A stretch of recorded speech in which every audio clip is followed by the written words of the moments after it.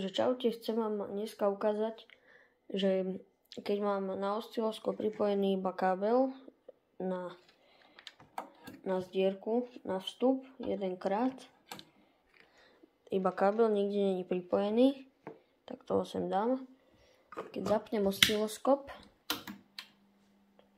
musíme počkať, kým sa nahrejú elektrónky.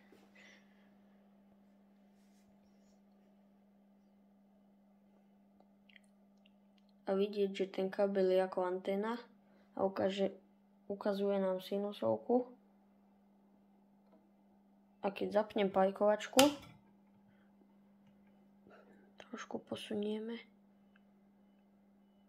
tak, a vidieť, že je tam taká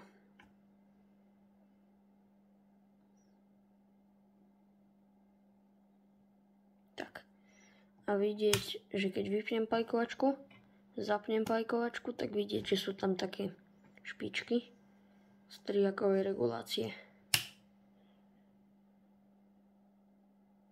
Takže čaute.